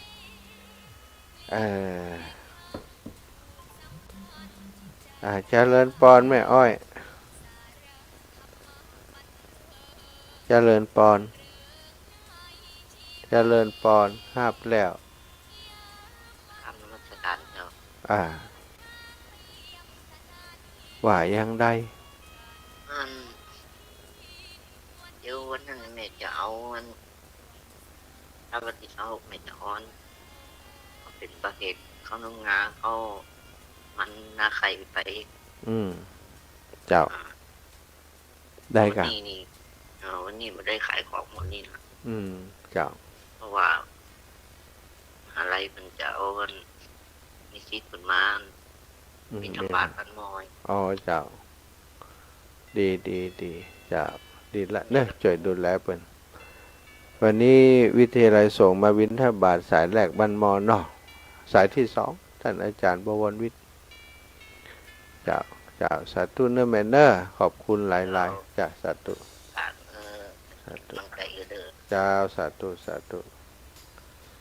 รัทธาท่านอื่นฝั่งโทแต่เนอะก็ถ้าเขาเข้าไปเขาก็หันนะครับสารรูปปิมปาจะไปพอแต่ภายนอกพอแล้วก็พิจารณาถึงภายในด้วยโบราณอาจารย์นักปราชญ์ทั้งหลายศิลปินที่เปิ้นทำพระพุทธรูปออกแบบพระพุทธรูปมานั้นศรัทธาเปิ้นอิงถึงลักษณะของพระสัมมาสัมพุทธเจ้าตาที่ทอดลงต่ำมองเพื่อมองโดยอาการสำรวมแย้มพระสวนนิดบ่ได้บึ้งตึงยิ้มแบบอิ่มบุญศรัทธาญาติโยมอันนั้นคือความเมตตาสายตาที่ทอดลงต่ำคือการสำรวมอินทรีย์ทั้งหลายอินทรีย์ตั้งเข้ามากราบพระประธานในโบสถ์ในวิหารก็ขอให้มีการสำรวมอินทรีย์สายตาจะไปหลอกแหลกมองหันมองนี่ใส่คนนั้นใส่คนนี้พระพุทธรูปเป็นนิ่งอยู่หันสถานิ่งงับปากไว้สายตาทอดลงต่ำบ่ต้องแส่สายไปที่ไหนนึกถึงพระพักตร์อันอิ่มเอิบของพระองค์ดูตีมวยผมอันปัญหาทั้งหมดทั้งมวลปัญญาเท่านั้นที่จะแทงทะลุปัญหาได้ศรัทธาอีพ่ออีแม่มีปัญหาอย่างต่างๆวางไว้หน้าวัดหันเข้าไปในวัดต้องเอาปัญหาไปต้วยเข้าไปในวัดให้มีแต่ความสุขอกสุขใจสำรวมกิริยาวาจาทุกอย่างทุกประการจากับพระสงฆ์องค์สังฆเจ้าให้ถูกต้องกราบไหว้สาถวายความเคารพครูบาอาจารย์ก็ใจศรัทธาญาติโยม ก็กราบไหว้สาเด้อท่านครูบาสังฆะกราบไหว้ศรัทธาสนทนาธรรมกับครูบาอาจารย์ก็อยู่ในอาการสำรวมนั่งให้เรียบร้อยไปจะยืนเต้าแอวอูกับตู้เจ้าน่ะมันบักเกิดบุญบักเกิดอานิสงส์เขาจะหันคนเฒ่าสมัยก่อนทำให้พอทำให้ดูนั่งตีควันส่วนข้างหนึ่งมือประนมแห่อู้จามีข้ามีขาจะอู้อย่างก่อนย่อมือขึ้นกล่าวคำที่จะอู้นั้นอู้กับพระสงฆ์องค์สังฆเจ้าจะไปอู้อย่างกันเองตู้อย่างอันอย่างอี้นี่โอ้สถาญาติโยมราคาตกเลยนะราคาของเฮาตกไปเลยนะมันจะราคาตู้เจ้าคนอื่นหันว่าโอ้คนนี้ตีตนเสมอท่านโลนี่พระสงฆ์องค์สังฆเจ้าบอกเคารพบ่นับถือเต้าแอวอู้กระเปิ้นอู้กำไรกับตู้บ่มีค่าบ่มีขาอาจารย์เจ้าท่านพระครูเจ้าท่านตุปีตุลุงเจ้าบ่มีกรรมแล้วตู้อย่างเดียวถือพิสิทธิ์บางคนนะบางคนเข้าวัดจนคุ้นชินนั่นน่ะโอ้ชินไปจนไปเอาบาปในวัดก็มีบางคนนี่ด่าพระด่าเนนนะอันตรายสถาอีพ่ออีแม่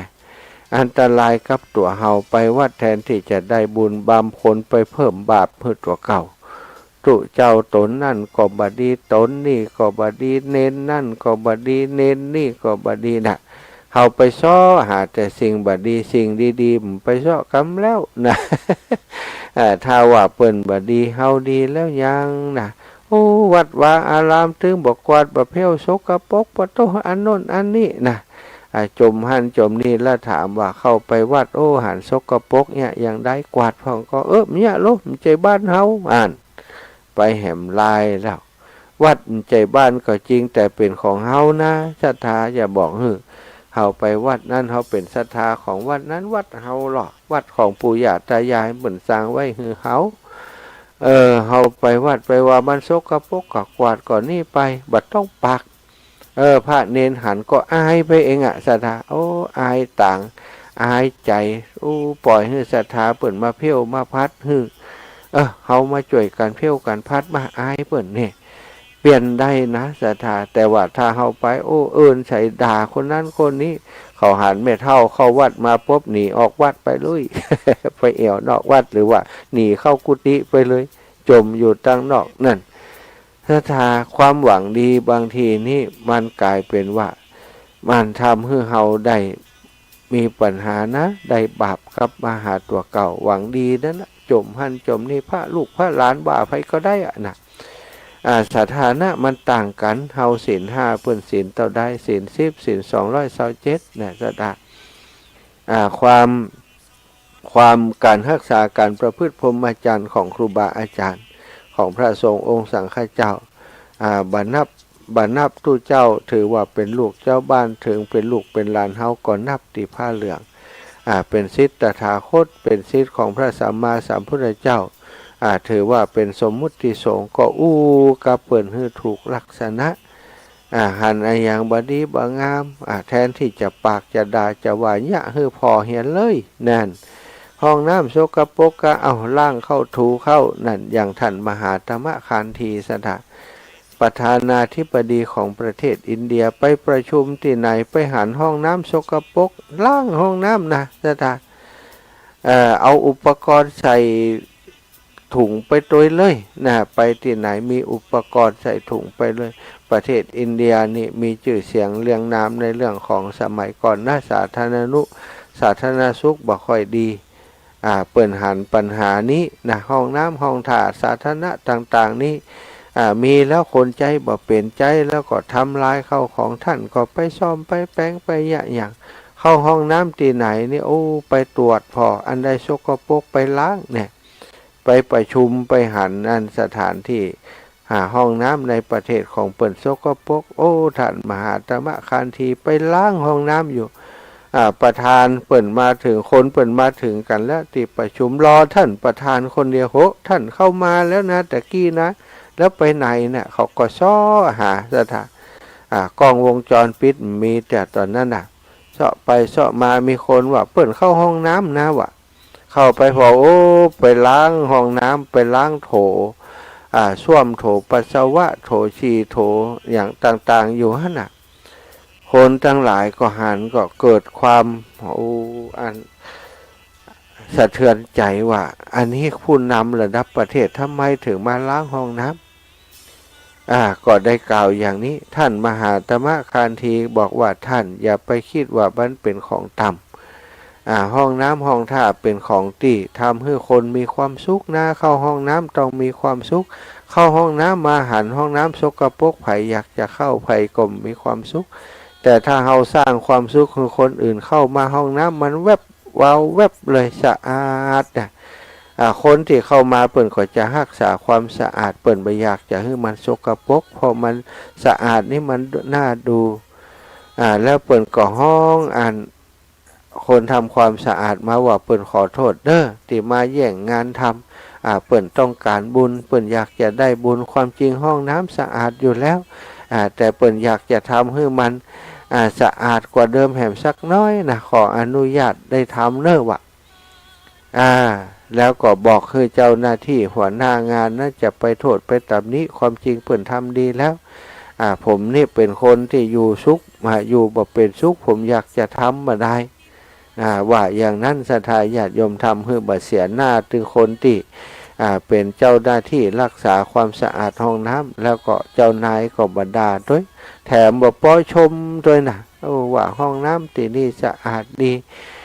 ทำได้ดีมากแต่ขอให้รักษาให้ดีเนอะว่าจากนี้ไปรักษาให้ดีห้องน้ำนั้นเป็นประวัติศาสตร์ศรัทธาญาติโยมเป็นห้องน้ำประวัติศาสตร์ที่มีคนกล่าวถึงมาจนทุกวันนี้เปิดมีรูปถ่ายของท่านประธานาธิบดีล้างห้องน้ำมือพอตัวอันนี้เปิ่นบอกว่าคนเข้าใจเอาบุญถ้าหันว่ามันบดีบางามเขาก็เอาบุญกะสร้างกะทำกะพัฒนาไปอาตมาหู้จักกับญาติโยมหลายคนตีวัดนี้ตุเจ้าบ่อยู่กันนักอยู่ตนเดียวอินดูเปิ่นเจ้าไปกวาดใบไม้ทุกวันไปล้างห้องน้ำทุกวันอาจารย์จะดีก็จ๊ะเขาศรัทธาไปว่าไปถามเนี่ยมันอย่างดีก็ดีจะไปเนี่ยแล้วมีความสุขก่อนมีความสุขเจ้านึกถึงได้ไปกวาดไปพัดตีปื้นต้นสีต้นโพกลางขวางแก้วอารามเกิดว่าจัดหน้าคงจะเกิดมาเป็นคนผิวพรรณวันนะงามโหจัดนี่งามแต่ก็ใครได้งามกว่านี้นะอาจารย์ว่าศรัทธาญาติโยมกึดอย่างกึดอย่างมีความสุขก็มีกับอาจารย์เจ้าไปล้างห้องน้ำห้องถ่าไปกูวันเลยแล้วก็มีคนรักว่าเจ้าอยู่นะว่าละไปเมาทุเจ้าก็อย่างอย่างแล้วเมาก่อนทุเจ้าเปิ่นเห็นทุเจ้าเท่าแล้วนะอาจารย์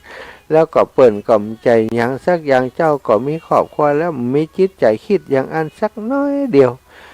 แล้วทุกข์ใจก็เวลามีคนว่าก็ทุกข์ใจนะก็ทุกข์ใจไปเตอะเนอะถ้าบอกหู้จักปลดปล่อยวางท่ามมีอย่างจะทุกข์เนี่ยอย่างเกลียดเนี่ยอย่างโคตรเนี่ยอย่าง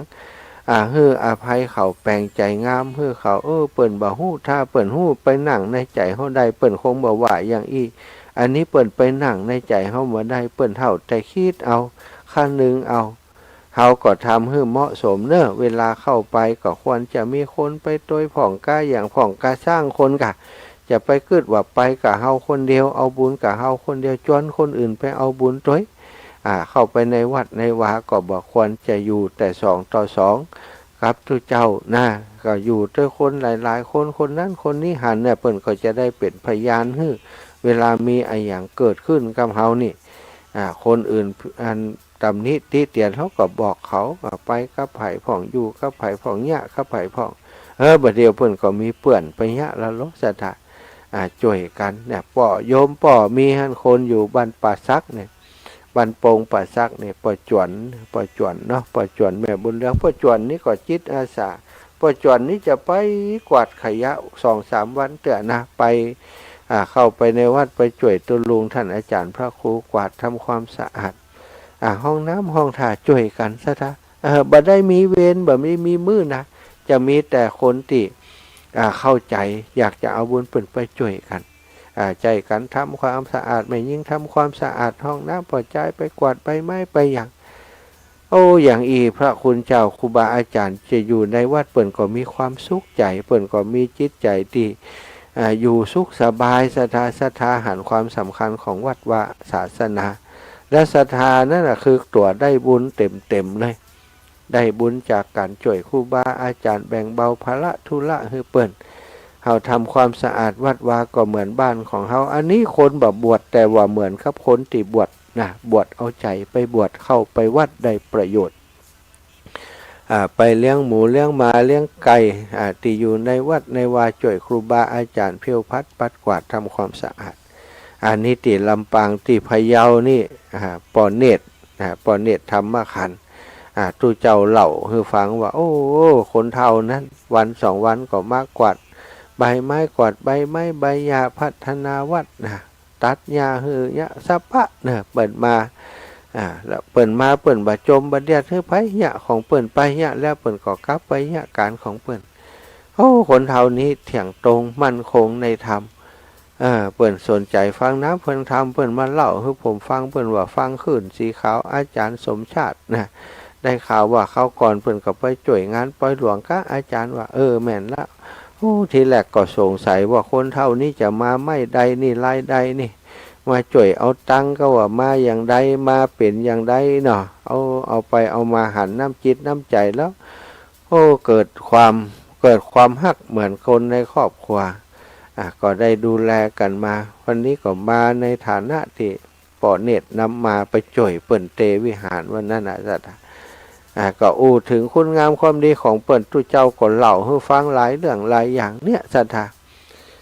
เปิ่นไปเปิ่นได้ปากนะเปิ่นได้จมได้เดือดว่าตุเจ้าจะได้บ่เพี้ยวบ่พัดปัดกวาดนู่นนั่นนี่นะตุเจ้าก็อยู่ตนเดียวโปโลนะสัตว์เปิ่นก็ไปย่าไปจ่วยไปเสริมเปิ่นฮู้ว่าครูบาอาจารย์จะไปหับกินหับทานอยู่คนเดียวแล้วก็อายุก็นักหนาสุขภาพก็บ่ค่อยดีแล้วเปิ่นจะย่าคนเดียวได้อย่างใดเปิ่นคิดอย่างนี้คิดในทางบวกคิดในทางที่เข้าใจผู้อื่นแต่คนส่วนใหญ่เข้าวัดไปนี่ตินั่นตินี่ถ้าติแล้วก็ไม่ได้อย่างสักอย่างสักถ้าตินุ่นตินั่นตินี่นะถ้าไปหันอย่างก็ดีก็งามไปหมดหันแม้กระทั่งความสกปรกของวัดของวาตรงนั้นตรงนี้มันสกปรกไปเจ็ดไปถูกแทนที่จะตำนี้คิดว่าบุญของเฮาเนาะมันตรงข้ามเลยนะสัตว์ถ้าเขาไปหันสกปรกเขาว่าไผ่มาเนี่ยสกปรกนี่แน่นตู้ เดือดโดนแต่นี่ไผ่เนี่ยเฮียเพื่อนนี่เก็บเฮนเนอร์อีด่าอีปออีแม่เกิดพอละมันจะได้บุญว่ะเข้าวัดไปนะแต่ถ้าเฮาครูบาสังฆะไผ่เนาะได้มาทำสิ่งนี้สกปรกไว้นี่ได้เป็นบุญของเฮาแล้วเนาะเฮาจะได้ทำความสะอาดนั่นถ้าคิดอย่างนี้จิตก็เป็นสุขศรัทธากูเตือไปมันได้ความสะอาดมันได้ทำความสะอาดไปวันนี้ใบไม้เปิ่นได้กวาดกำจัดสาธุเจ้าวันนี้บุญของเฮาละได้มากวาดวัดกูเตือตุเจ้าเปิ่นกวาดคนเดียวหมดเฮาตึ้มได้กวาดนั่นกวาดวัดกวาดว่าไปหันห้องน้ำสกปรกเนี่ยบุญแหมแล้วอย่างก็เป็นบุญไปหมดได้บุญได้อย่างหันอย่างมันโรคหูโรคตาขออนุญาตเน้อครูบาสังฆะขอเพี้ยวนีกรรมเน้อได้ก็เจ้าขอเนี่ยขอทำขอเอาบุญซะถ้าไปอย่างวัดอย่างนี่เป็นว่าเข้าวัดแล้วได้บุญไปวัดจิตวัดใจวัดคุณธรรมของตัวเขาถ้าเข้าไปแล้วไปตำนี้นู่นตำนี้นี่ได้ความทุกข์ความหม่นหมองความเศร้าหมองกลับมาบ้านบัดแล้วเตี่ยไปเล่าให้ฟังเต้าวัดเฮาอุกผ้าอุกผีหันเหี่ยพื้นตุเจ้าพระเนนจะได้พร้อมก้อยมุขี้ข้านรับกันอย่างเดียวเนี่ยไปหาเปลี่ยนแหมสัตว์เต้เฮาอีแม่ข้าวเจ้าก็ว่าอย่างนั้นตึมใครไปวัดประเด็นนี่ความจริงตึมไปอยู่แล้วตึมใครไปวัดขี้ข้านหันนั่นเสาะเปื่อนเสาะผงได้เอาละกำนี่ไป ประชุมจุ่มนุมกันจะอู้ธรรมะจะอู้เรื่องว่าโอ้วันนี้ไปวัดมาดีใจอีละเฮ้ยได้ไปเที่ยวไปพัดหันนี่โอ้สุขใจเนี่ยอู้เรื่องความสุขนี่มันจะม่วนถ้าอู้เรื่องความทุกข์อู้ตำหนิที่เตียนคนอื่นนะสัตว์ใจของเฮาคนที่อู้นั้นมันเศร้าหมองตั้งแต่คิดจะอู้แล้วอะคิดจะอู้อย่างใดคือเกิดความเสียหายคือคนที่ฟังเฮานั้นเข้าใจว่าคนนั้นบดีคนนี้บดีอย่างใดสถาญาติยอมจิตใจมันหม่นหมองจิตใจมันเศร้าหมองไปแล้วมันเดือดมันขึ้นนะมันขึ้นลักษณะขึ้นนั้นคือลักษณะของความบ่เป็นสุขของสภาวะจิตแต่ถ้าเฮาแต่สิ่งดีงามสิ่งแต่สิ่งที่เป็นประโยชน์โอ้ดีละอีแม่น้องอนุโมทนาบุญเลยเนอะน้องบ่ค่อยได้ไปวัดอีแม่เฮยถ้าไปก็จะยะอย่างอีแม่นะกูเสือไปก็จ่วยเพี้ยวจ่วยพัดอยู่ทำโน่นทำนี่อยู่ทุเจ้าบ้านเฮาก็มีน้อยลำไปเนาะตุลุงก็เฒ่าก็แก่แล้วลูกเนนก็ไปเฮียนติ๊กอินดูเปิ้นตาเนี่ยถ้าเฮาในแนวทางที่ดีคนที่ตัวเฮาก็ได้บุญไปตัวนะซะตาเพิ่นก็จะแต่สิ่งที่ดีแต่ถ้าเจ้าโลกไปมุบมิบนินทาด่าอย่างเดียวนี่โอ้จบข่าวเลยใจเฮาเศร้าหมองซะตาจิตของคนที่บดีใส่คนอื่นนั้นก็เป็นจิตที่เศร้าหมองเข้าวัดอยู่ที่เฮาจะวัดเอาอะไรอย่างวัดจิตวัดใจเฮาใจของเฮาใจใหญ่แค่ไหนใจเสียสละแค่ไหนมันจะอยู่ที่หันเข้าไปก็จะมีสิ่งที่คือทำเยอะแยะไปหมดกวาดวัดทำวัดอย่างต่างๆเพียวพัดปัดกวาดโต๊ะหมู่บูชาเนี่ยศรัทธาญาติโยมมีผ้าไปตัวเหี่ยสักผืนสับนั่นขี้ฝุ่นขี้ผงที่ประดิษฐานพระพุทธรูปสารูปปิมปาตลอดถึงเครื่องสักการะบูชาต่างๆวางอยู่บนโต๊ะหมู่บูชาแต่โต๊ะหมู่บูชาทั่วไปส่วนใหญ่แล้วบ่ค่อยได้เพี้ยวได้พัดปีหนึ่งนี่ก็เตี่ยหนึ่งจะโลจะเพี้ยวถ้าเราเข้าใจเอาบุญเนี่ยไปวัดไปเพี้ยวไปพัดอันนี้มันถูกตกเหี่ยวพื้นโลเก็บเอาถูกไปกระถางถูกไปเทไปเปลี่ยนใหม่เอาทรายเข้าใส่เหี่ยหม้อกระถางถูกให้มันสะอาดให้มันเอี่ยมเหมือนเดิมเหมือนติมาใหม่ๆแจกันการยกมามาถูมาอย่างสถาถูโต๊ะหมู่บูชาที่เป็นขี้ฝุ่นขี้ผงนั่นคือมันสะอาดถ้าเฮาไปเฮาเสาะหาเอาบุญอย่างนะสถาบุญเปเลอะเปเตอในวัดมีความสุขบ่ต้องไปสนทนาธรรมก็ได้ด้วยซ้ำไปกับทุกเจ้าเนาะเพียงแต่ไปทำอย่างเฮาก็จะได้บุญได้อานิสงส์แต่ไปวัดมันตึมได้อย่างเดียวนะทำบุญทำทานก็ได้ทำเป็นการจิตอาสาก็ได้ทำได้รักษาศีลได้เจริญจิตตภาวนา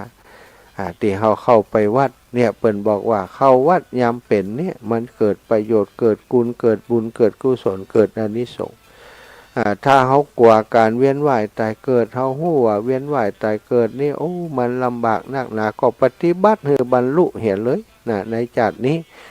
โดยการเข้าวัดเข้าวาไปปฏิบัติได้สถาน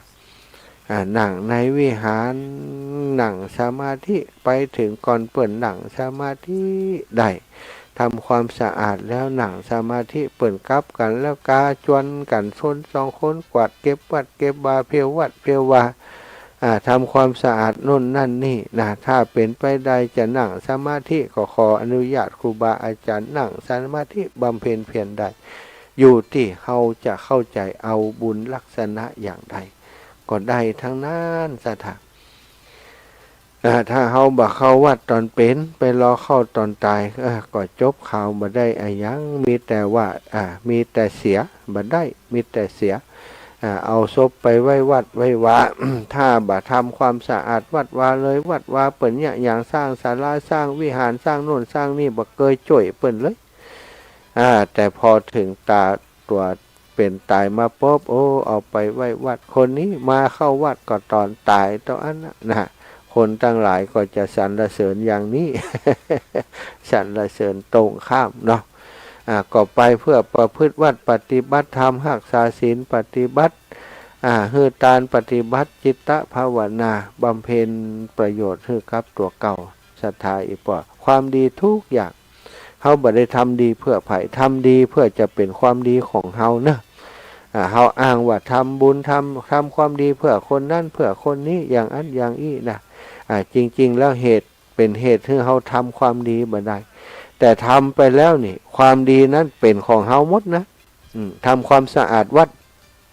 ตูเจ้าก็ได้สะอาดใจด้วยเฮาแล้วใจเฮาสะอาดคนเดียวเฮาเฮาไปทำได้เกิดบุญเกิดอานิสงส์คนเดียวเฮาเกิดไปเป็นนางฟ้าอยู่บนสวรรค์สวยงาม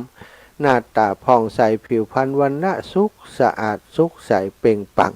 เกิดมาเป็นมนุษย์เฮาก็มีผิวพรรณสวยงามเป็นคนสวยเป็นคนงามเพื่อผ้าอาภรณ์ก็ของดีของงามโมติหนุ่งย่องประดับประดา เกิดจากอานิสงส์ผลบุญที่เฮาได้สร้างทำเอาไว้ในตอนเป็นมนุษย์นะสถาตะกี้ว่าจะอู้ถึงคนที่ตายแล้วฟื้นที่นครสวรรค์คนนั้นเป็นเจ๊กนะสถาบัดเจือเรื่องของการตานขันเข้าการทำบุญนี่บัดเจือสักอย่างตายไปแล้วสถาตายไปตอนตายที่ไปนะหันกันคนที่เปิ่นทำบุญบักกันนายกวัดที่เปิ่นเคยอยู่วัดท่านเนี่ยเปิ่นทำบุญเปิ่นจังมาจวนแกไปทำบุญเนี่ยแกซึ่งแกตายไปแล้วไปปะใส่เปิ่นว่า คนนั้นอยู่ในปราสาทอยู่ในบ้านในจองที่มีอาหารเพียบพร้อมอาหารเต็มบ้านเต็มจองน้ำดื่มก็อาหารต่างๆมีเต็มนะแกไปปะใส่แกไปขอกินน้ำลุงว่าอันฮือบ่ได้อันนี้มันเป็นของเฮาของที่เฮาทำไว้มันใจของเธอฮือไผ่ไม่ได้ของมูนี้วะขอเถอะผมหิวขนาดถึงเธอจะเอามันก็มันไม่ได้เอาไม่ได้ถึงอยากจะฮือก็ฮือไม่ได้นะผมฮือผมก็จะเอา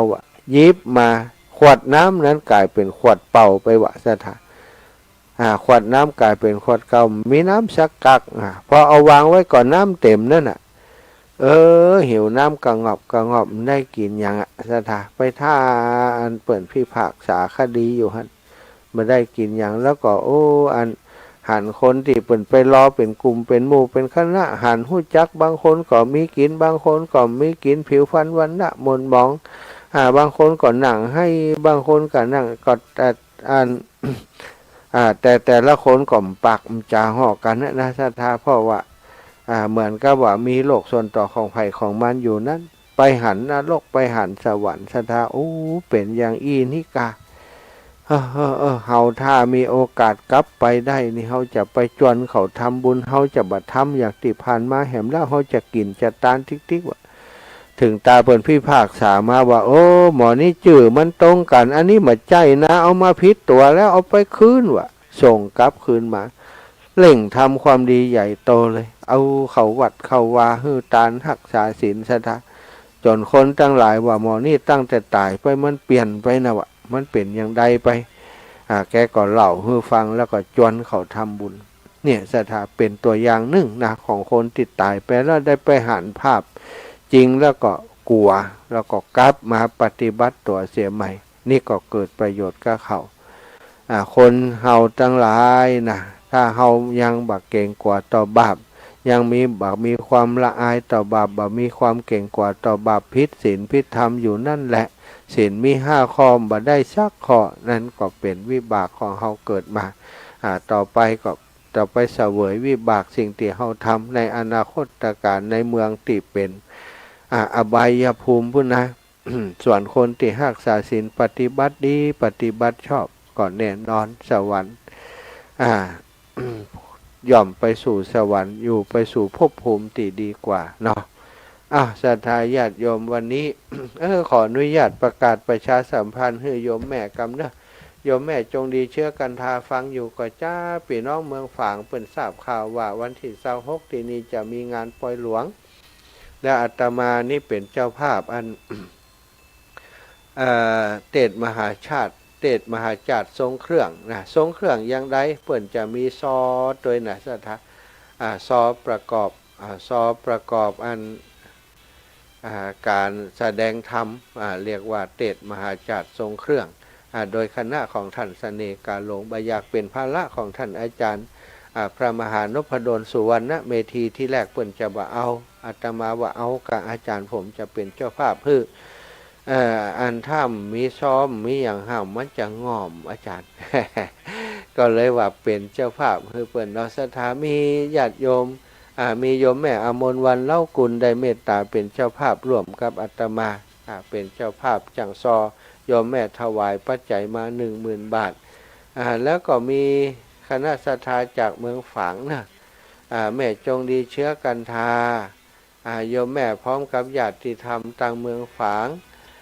มีไผ่พ่องเดี๋ยวขอดูก่อนเนอมีแม่มีชัยพินโยภาส200แม่อามกดคำ100แม่แดงปัญญา100แม่โป่งบุญอุดรบุญอุดนะมันจะอุดรบุญอุด20 บาทแล้วก็อันแม่จันสีสุขา120 บาททางมดเป็น540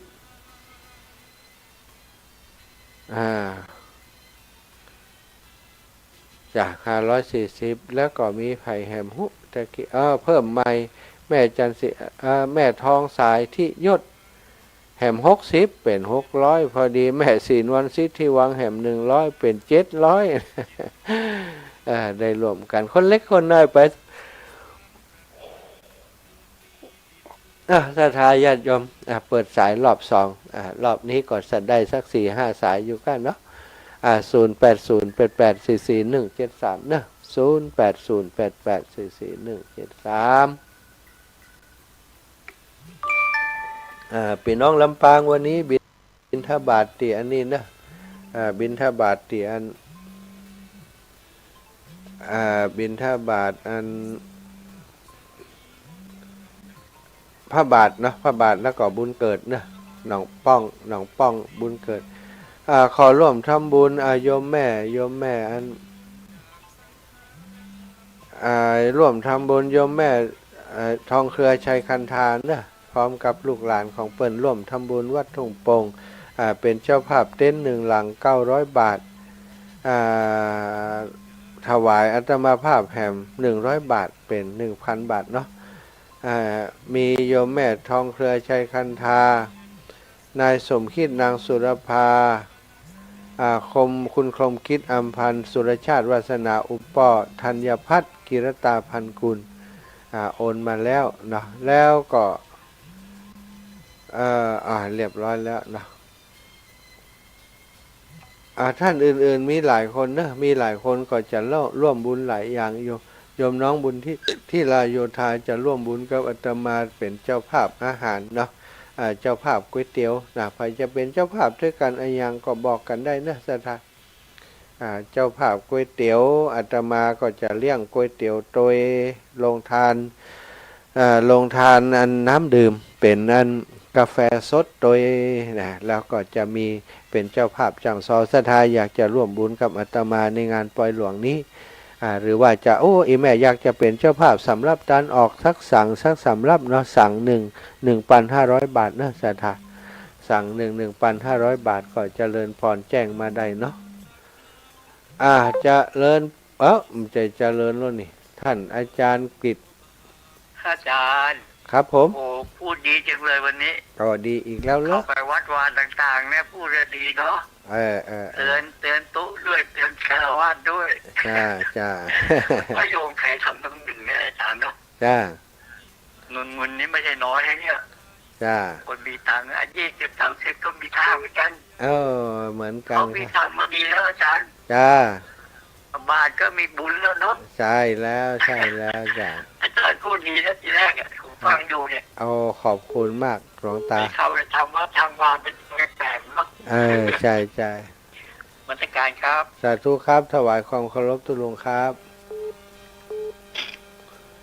จะเลินพรว่ายังไงสาวเมืองฝาง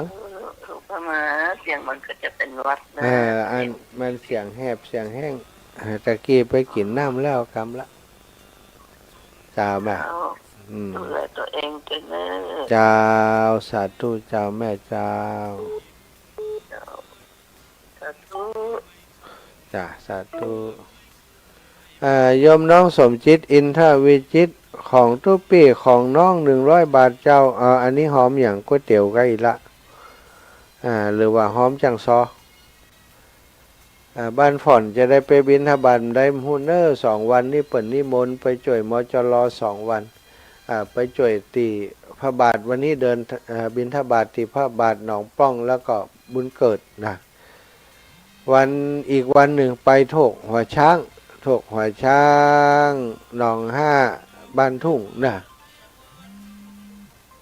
จะเลินปอนโยมแม่ ระวังสบายเนี่ย ไกลละไกล มันผูกแม่จะไปแต่ก็ไม่น้อยหนึ่ง ได้ ผมมาหับ ได้ วันนี้แม่จะตกท้องป้อมกล้วยกัน ได้สาธุจะได้คนจ่วยแล้วอยู่วันค่ำนะห้ามหกกับนะ วันขำได้แม่เนี่ยกินง่ายกินแรงกินตอนไว้เหี้ยไอ้คิ้วเหี้ย นะอยู่วันค่ำจ้าสาธุแม่ จ้าจ้าด้วยจ้า เจริญพร3118รับแล้ว แล้วกับนักราชการเจ้าอาจารย์ จ้า อันแม่โทรจากคุณเป้านะ สาวเมืองเป้าแหมละ แม่อยากได้ปฏิทินนะ ปฏิทินไอ้แม่มันมีเบอร์โทรหลวงปู่กะหลวงปู่ด้อย แม่โทรไปบัดติดกำแล้วหลวง ปู่นะ แม่นก็นี่ หลวง แม่น ปู่ เบอร์โทรเปิ่นก็ เบอร์โทรเปิ่น 903นี่ แม่นกะ 272น่ะ แม่น 2499นะใจแล้ว เพิ่นต้องมาหับเฮ้ย อย่างใดเนี่ยฮะแล้วก็ เพิ่นน่ะ มีปฏิทินเห็นแล้วว่าหับสายแล้วก็เขาจะเอาอย่างใดเนาะฮะ เพิ่นน่ะ อย่างใดนี่ ออกเพิ่น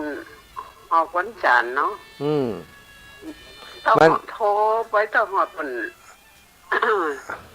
อันต้องหอดเพิ่นอันจบรายการก็ตึ้งมาหับว่ะ อีแม่อันมี เสือละ มีเบอร์มีนั่นมีเบอร์เวลาเปิ่นออกรายการเปิ่นบอกก็ว่าโทรเข้าเบอร์นี่อีน่ะเปิ่นมีเบอร์อื่นก็เปิ่นมีเบอร์ที่อันใช้สำหรับในรายการก็